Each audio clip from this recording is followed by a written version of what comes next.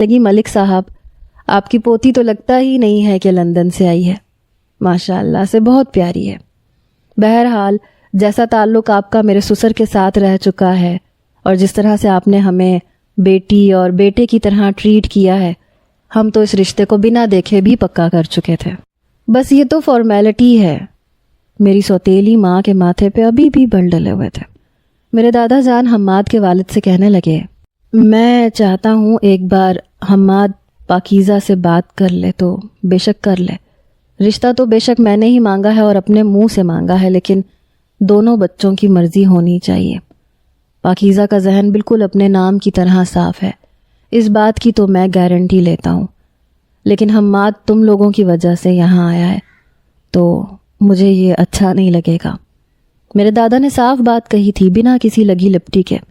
وہ خاتون کہنے لگی، نہیں ایسی بات نہیں ہے، حماد کی زندگی میں بھی کوئی لڑکی نہیں ہے، لیکن پھر بھی دونوں بچے ہیں، اچھا ہے کہ ایک دوسرے سے بات چیت کر لیں۔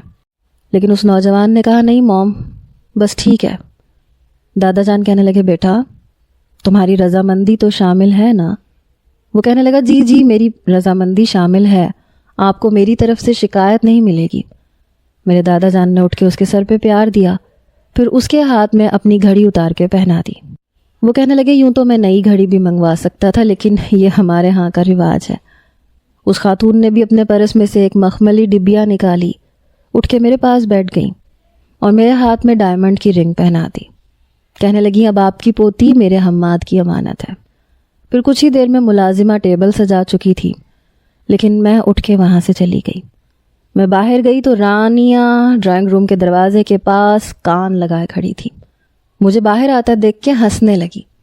میں نے کہا، تمہیں شرم نہیں آتی چھپ چھپ